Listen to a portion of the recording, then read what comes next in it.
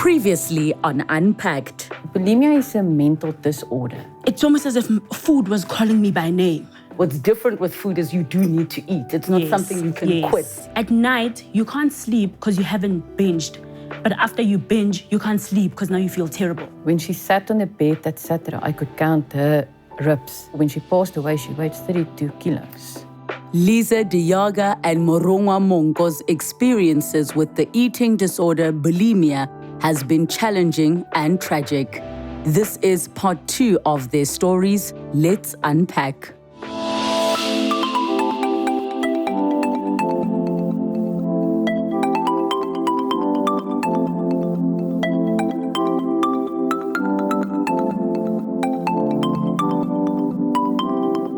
Would you describe what you were going through as, I know there's a term we throw around and I don't know if it's an accurate term, but sometimes a person will have eaten so much that they're stuffed that they were saying, I was in a food coma. Did you feel like you'd have moments where you possibly even blacked out and you don't even remember how much you ate until the following day where you see and you're like, wow? Blackout episodes, I didn't have those. But what I would have is I'd struggle to breathe and I'd be like, Morongoa, you are going to die.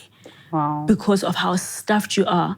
And because you're eating and then switching off the lights quickly because you don't want to face everything. Now you're in bed, you're trying to sleep, but you're stuffed. And it's like, ma'am, you can't breathe like this. You can't sleep like this. One of these days, you're going to take yourself out. So what was the moment, because you say that was your last week of binging, what was the moment that made you say no more? So one of the things that helped me with my eating disorder was prayer, right? And I remember just saying, God, I can't do this anymore. And I remember just deciding to myself, you know what? I'm going to go on a fast. God is going to be me and you, and we're going to be talking about all my problems, and we're doing this. And I woke up that day, and I was like, I still have all my journals that I used those times. And I'd be like, okay, fasting day 1. Initially, it was 40. So it was day 1 out of 40 fasting. And you're like, I'm doing well, and you're tracking times and whatnot. And what was the fast exactly? Because obviously everybody's fast is different. So it was going to be a liquid fast. I was going cold turkey, just water, which I would Just water? Which I would not suggest anyone. Juice, just not even juice. Wow. Because for me, I'm an extremist by nature. Yes. So if I'm going to do it, I'm going to do it all the way. Yes. Or I'm not going to do it at all. So if I had decided to do coffee or juice or whatever, it was going to end up in food. But okay. I was going to ask you, was the reason you said water is because you feel like anything more would be a gateway to falling back? Yes. Okay. It would be I'm already here anyway. Might as well. So I'd write there day 1, and day 1 failed, right? At the end of the day, I ate. But what I did was the receipts that day of the pizza that I had and the snacks that I had, I cut them out. And I put them in my journal. The snacks themselves, I cut out the barcode and I put it in my journal. And I was like, okay, day 1 failed. And I gave myself a few days. A few days went south again. The pizza thing happened again. And I'm like, what is this? What's happening? And I remember just thinking to myself, God, there's a song that's playing in my head, and it's a song that I don't like. I think that's where we must start. And I took an A3 paper. When I was growing up, there's a lot of painful things that were said to me. There was a lot of painful names that I was called. Because, if you're growing up in an area that has a lot of alcohol abuse, you're going to hear things that are not nice. So I was like, you know what? It's time to write down all these things that I heard. Write them all down. Don't let them live in your head. Write them all down, face them, and let's see what's going to happen. So I wrote them all down on an A3, and I took Prestic and I put the A3 on the wall. And I was like, this is what I'm going to wake up to every day. Let's see if it will still have the same power. And wrote that down. After that, I ate, had my pizza, but now I wasn't feeling bad anymore. It almost felt like this thing is not going to take me out. Instead, it's going to help me get better. For some weird reason, it was the thing that brought me to a breaking point, but now it was the thing that was going to get me out of here. I wrote down all those things, crying, and then I went to bed. When I woke up the next day, I was like, day 1, let's do it again. But now let's drop the number, and it became 21. I was like, day 1 of 21, let's do it. And that's where the journey started. What were some of the things that were said to you that you had to write down and face? I was called the B word a lot. I was By called, relatives? Yes. I was called stupid. I was called a moron a lot, and I still struggle with feeling like I'm smart enough today. Even after everything that I do, I still struggle like, ma'am, are you sure, Vela, you can do this? Are you sure you're smart enough? So all those things were the things that were on the wall. Is it difficult for you to hear what she's relaying, particularly about how she was feeling?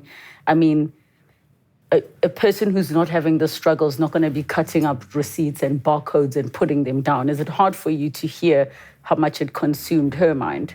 Yes, it does. I'm sitting here and just trying to keep my tears away and think, it must have been so hard for her to go through it. And wow, for taking that step and saying she's going to start doing it.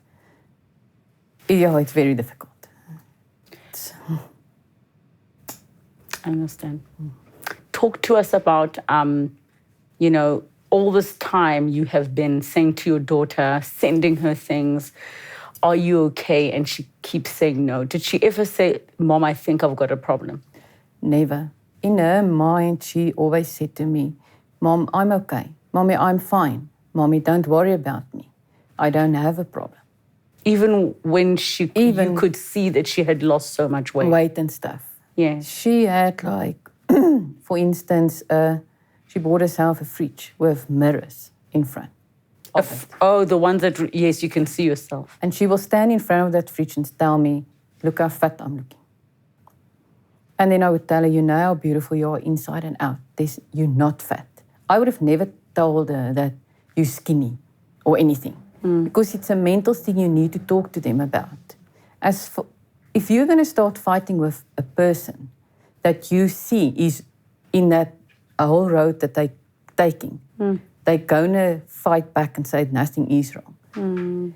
And they get in an age that you can help them before 18. After 18, you can't help anyone anymore because then they're old enough. Me and her dad went to doctors and they told us she's old enough, she said nothing is wrong, we can't help her. As in, much as you want to intervene, she has to be the one that comes to us. Exactly. You can't force her. I couldn't. No. Yeah. I mean, I know that there have been international cases. I'm not sure of the cases in South Africa where parents have had to go to court to deem somebody unfit to make medical decisions for themselves. But that really is extreme and the process is long. So I'm sure it was very difficult for you and her father to try and help her when she doesn't even think she needs help. It was, because we even spoke about maybe doing it. And she was in hospital in 2017 with pneumonia. And I'm in Cape Town and I said to her, Dad, please talk to the doctor and ask which way, what road can we take? Yes. And that's when he said, if you really want to force her, go to court. But I didn't want to do that. I didn't want to. We had such a special relationship. It would have felt like a betrayal for her. Yes, and I didn't want to do that to my child. And stuff. I would rather give her the love and say, I support you, than to push her away. I would have pushed my child totally away from me if I did go to court. And I think it's important for people to hear, because while people might have their ideas of what a parent should do in that situation, or I would have done this, you don't know until you're in the situation. Because on the one hand, you also don't want your child who's now an adult to shut you out and find themselves in a worse off position. So what were the last few weeks of her life like? Talk us through that, because now you were in Gauteng and you were living much closer to her. You were aware that the situation is dire. What was happening? The last 5 months were the worst for me. When she first in December were together with her boyfriend and stuff, she did pick up a little bit of weight. And I even told her sister, look, your sister's picking up weight. And I was so happy. And I thank God my child is going to be fine. And I came over that road from my child's going to die. And then when he left her, and I think he left her with the reason he saw the road, she's not going to make it. And I don't blame him for that, because I also wouldn't want to be in a relationship knowing my girlfriend is going to die or something. And then he left her in April. And she started going down. And didn't talk much and stuff, but still bubbly. But our last photo of me and her sister together were on Mother's Day. And she didn't smile anymore. She was this happy child, always laughing, the most beautiful smile. And we said to her, smile, it's Mother's Day. And she said, I don't feel like smiling anymore. And that's our last photo that we had together. And then I visit her once a month because I couldn't financially get to her every weekend or whatever. But in terms of your conversations, was she sounding like she might have been depressed? She was depressed. Yes, she was depressed and she was very moody. That's one thing that I realized, and I caught up to her in this 2 years that I stayed close to her, is that she was very moody. If you say something, she would have an outburst to you that she never had in her life before. And I always stayed calm and I always chatted her. I sat her down and talked nicely and stuff. And that's one part, if you go and read about bulimia, is one of them, they're getting moody and stuff. And we would have video call each other every day. I had a relationship that we spoke. She phoned me when she leaves work at 5 o'clock in the evenings. And we were on WhatsApp call till we go to bed. We don't put the phone down. You go to the bathroom, the phone is going with you. You go and bath, the phone is there, you chat to each other. Till we say good night every night, 8 o'clock. Then WhatsApp, good night message. And then she got sick again in June, July. Very sick with pneumonia again. And with the medicine, she would told me that her kidneys are hurting. Oh, no, I need to. It's okay. And I realized it's the end when she started complaining about the kidneys. And I saw once a month, and at the end of August, I couldn't see her financially. And then she passed away the 6th. This Saturday, I said to myself, you know what, take your last money. Go and visit her. Take her to movies. Go and take her for breakfast.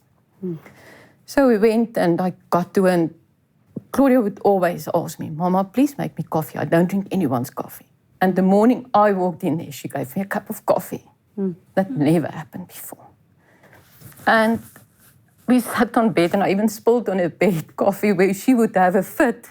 She said, no more, it's fine. Got her cloth cleaned. And she was undressing, getting ready. And I looked at that figure and I said, God, what's happening to my child? And we went to the movies. We had the best time. And I went to drop her off. And we couldn't say bye to each other. We hugged and kissed, hugged and kissed. And usually she would go back in the flat. And she looked at me while I drove away. And she was standing there and wave until around the corner. And that's the last time I saw her. And she phoned me the evening and said to me she needed that so much to see me. And I said, me too. I'm just trying to get her right. And she was fine. She smiled. She hid it so well. And then the Saturday we chat, and Monday night we chatted. The whole from work she phoned. And I speak to her African Grey, and she said, okay, Mommy, I made my warm water bottle. I'm going to sleep now. Good night, love you lots, and our message, good night. And she passed away that evening in her sleep.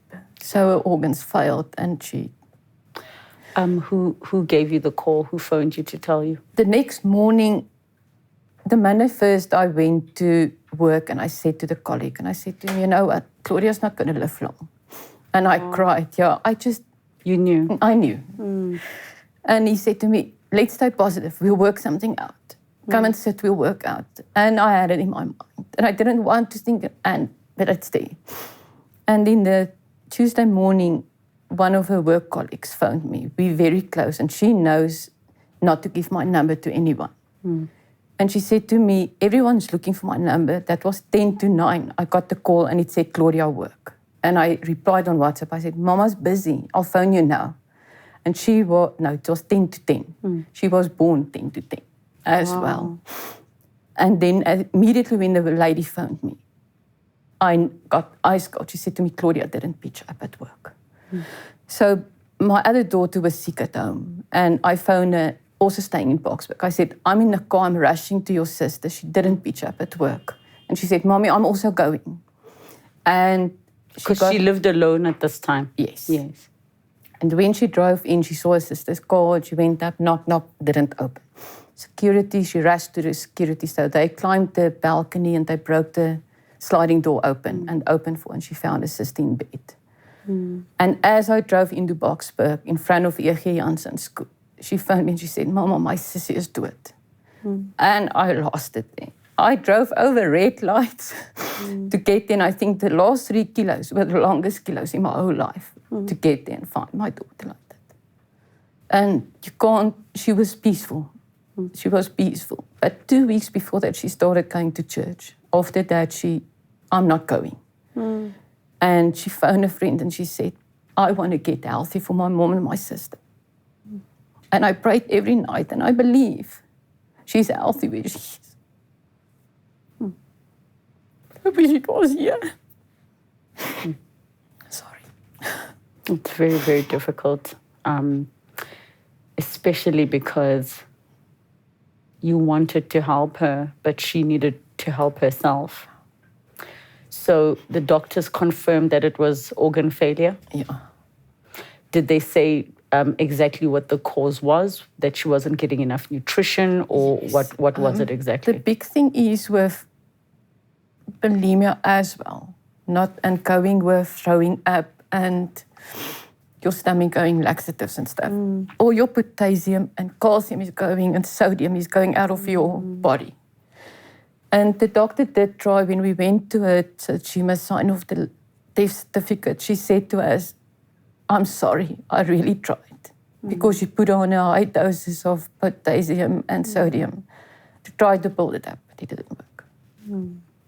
And I mean, I think maybe what people are not aware of is while you may try to use laxatives to get rid of excess calories, you're also getting rid of all the minerals and nutrients that your body needs. Yeah. So it's very difficult because they say a severe case of bulimia, they go and throw up and stomach going about 13 times a week. Then your higher up is 14 times.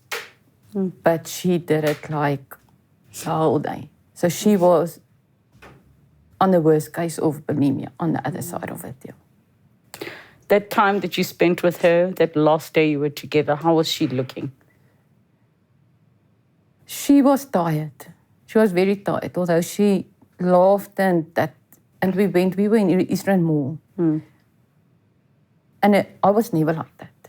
And we were walking and stuff, and I looking at my child at this, and then she would wear like tights. And then you see that bones and everything. And I always try to walk that some people mustn't see her.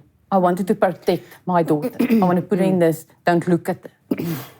And twice that day, first the mom and the daughter were standing, and the mom said to the daughter, look, look, look. And I lost it, and I took the mom out there. And I said, don't ever say that of my child again.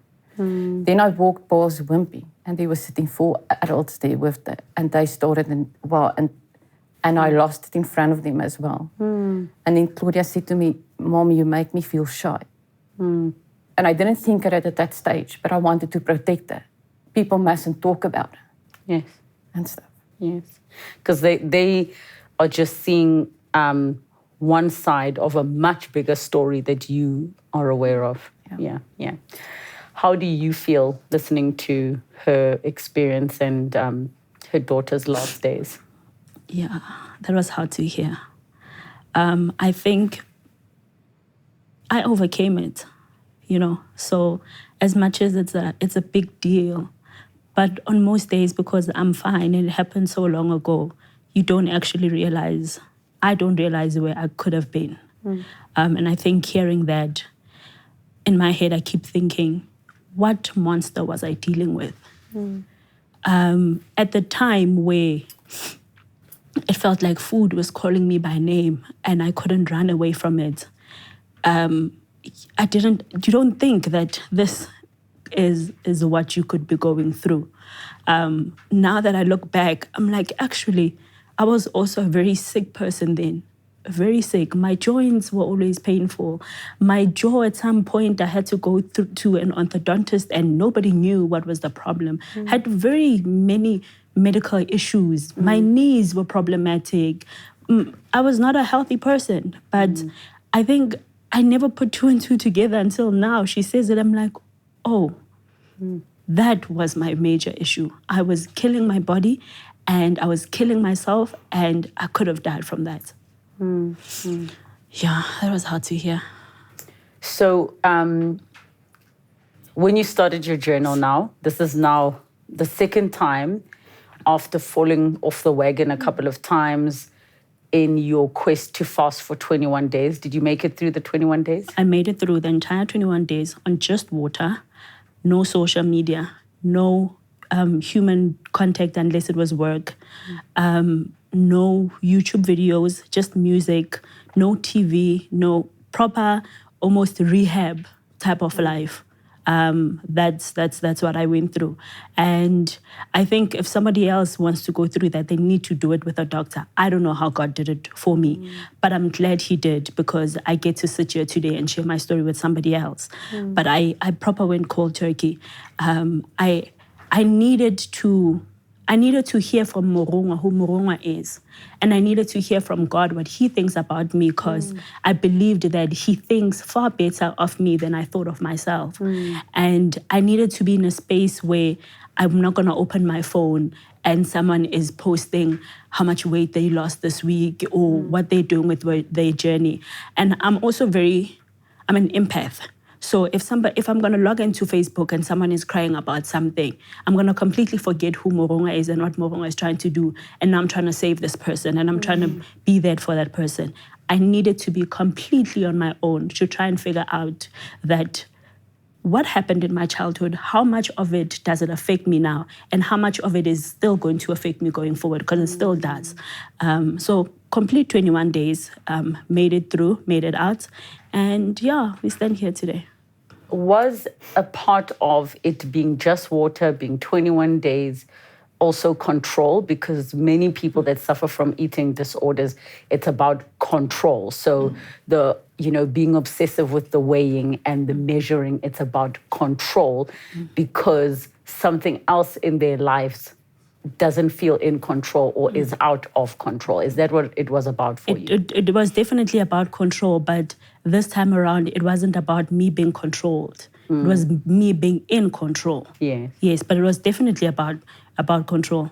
And I think many areas of my life to date are still led by me always trying to be in control, because so many parts of my childhood felt so out of control. I still struggle today, especially in my relationship, where I feel like, why aren't you listening to me? I know how this thing's going to work. I've thought about it. Don't worry. I think about these things. I'm in control. And it's like, no, ma'am, there's the two of us here now. But it's definitely about control. So how did you reintroduce food back? Because also you can't go from 21 days of fasting to suddenly, eating like nothing's happened. And what was the plan for you in terms of what you're going to be doing with food going forward? Okay, so the first part, what I started researching, I think around day 18, 17, I started researching how people come off fasting. Yeah.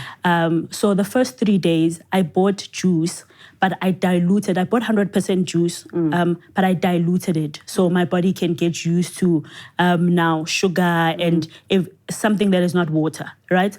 And then after that 3 days, I started drinking the juice as it was for an additional 2 days. And then after that, I went into fruits. But with the fruits, you have to fine chew them because now your body is not used to processing food anymore. So you'd eat like 20 minutes, just the banana, or you have to properly fine chew it. And then after that, then I went into eating normally again. I think it happened like 7 days later, then I started eating normally again.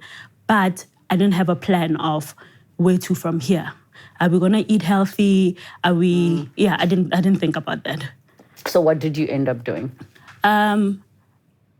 For maybe a month, I was scared that if I'm going to eat, I think I actually stayed away from pizza for a year. Because I was like, no, I know what you did to me last time. What is not happening is me coming back to you. But I try to I tried to eat according to what now I knew as a personal trainer. I actually started meal prepping at the time, and I started counting calories, but not from I'm trying to lose weight, but from I'm trying to learn more about the healthy side of living now, and protein, how much protein does my body need? How much carbs does my body need? So that's where I went into. Yeah. While you were able to be disciplined enough to make those decisions, what was going on emotionally?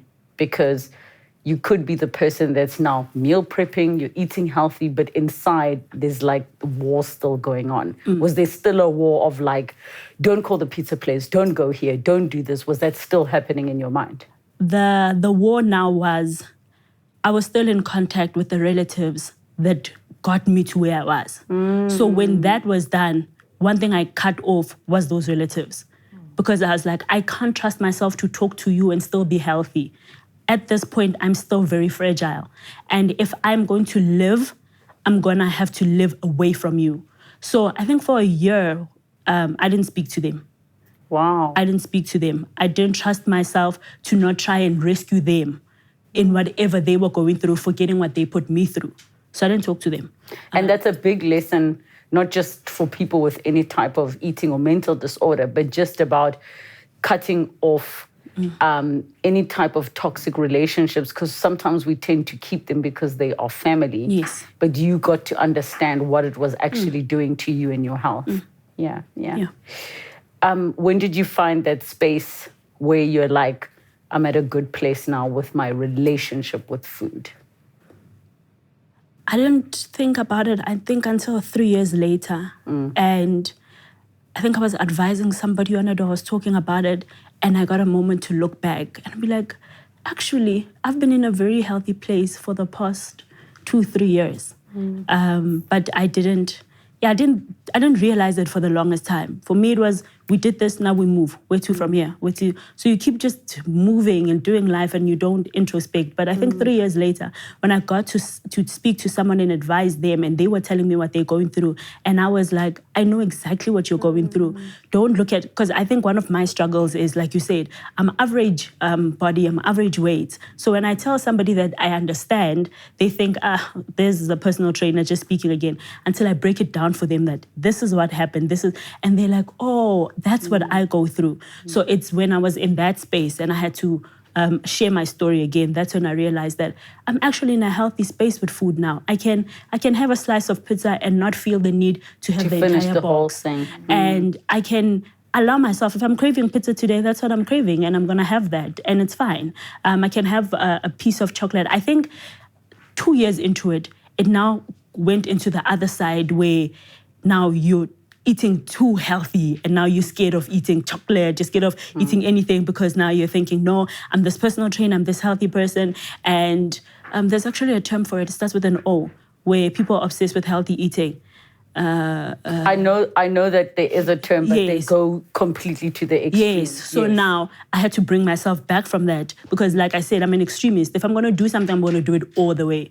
So I had to somewhere find a balance. So now I'm at a place where I'm saying I'm healthy. If I want a slice of cake, I want a slice of cake, and the rest of the week I'm fine. Yeah. How would you like your daughter to be remembered? I would like that people remember my daughter the way she was before the problem started.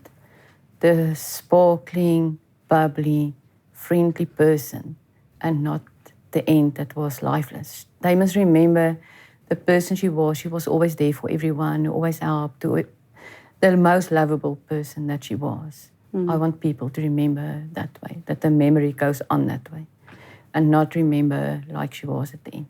See that friendly child, that friendly person in front of you was always talking and laughing. Do you have any regrets or any things that you feel guilty about with regards to your daughter? I feel many times that I failed my daughter. There's so many times that I'm still battling with that. After everything, but I'm just keeping it to myself. He's like, what could I have done more? I know I couldn't have done more. I've done everything I did, but I wish I could have done more. I failed the same way. But although everyone say you didn't fail your daughter, I feel that way.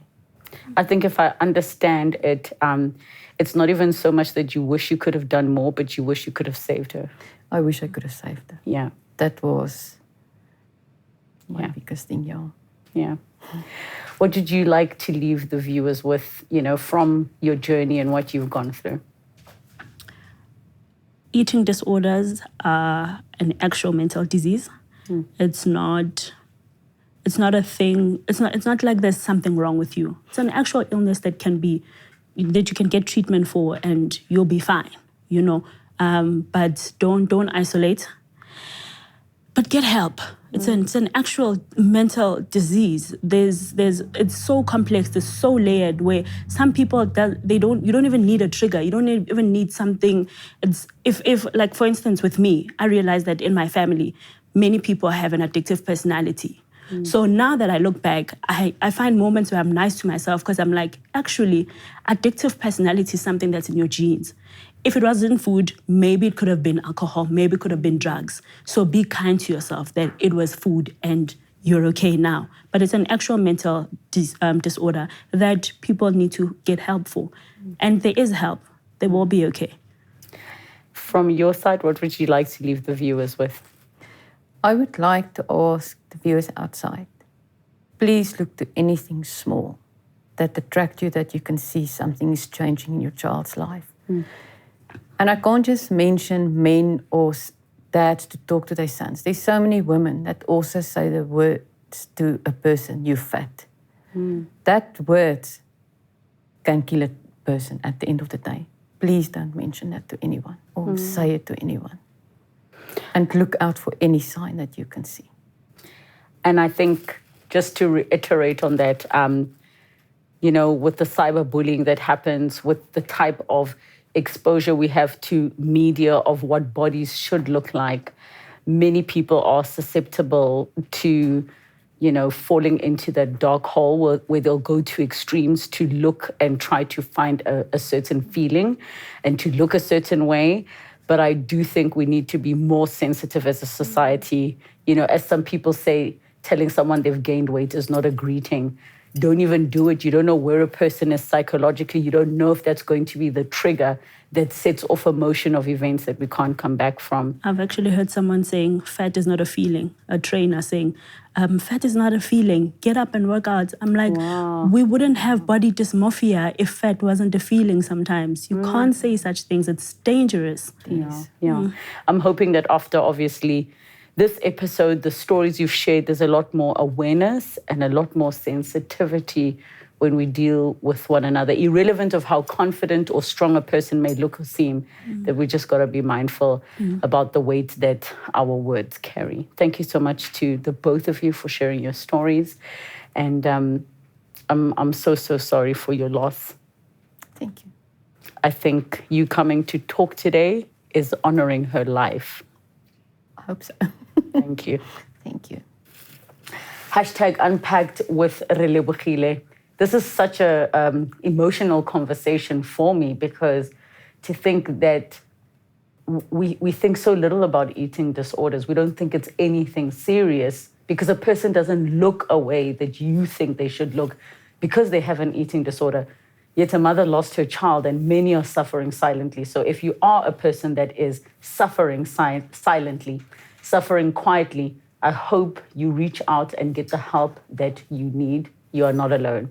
Thank you so much for joining us. Have a good night. Next time on Unpacked. My mother applied for me To where? to be in the military. And they start screaming from the minute you get there with your bags. Like, you must stand in straight line, no talking. They teach you so many things. We are taught to also respect each other.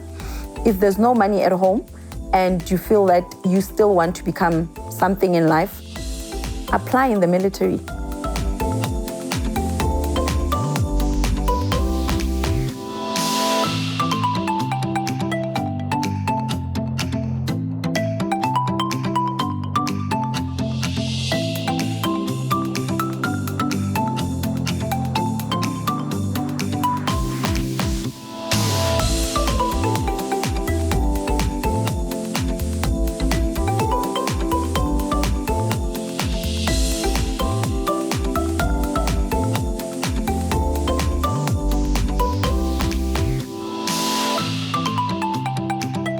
you so much for watching Unpacked with Relebogile Mabotja. Make sure you subscribe to my channel where you can get to watch more episodes. But more importantly, you can be part of our online community. Comment down below, share with us who you'd like to see on the show, what story you'd like us to discuss. We love engaging with you. Keep it coming and don't forget to subscribe.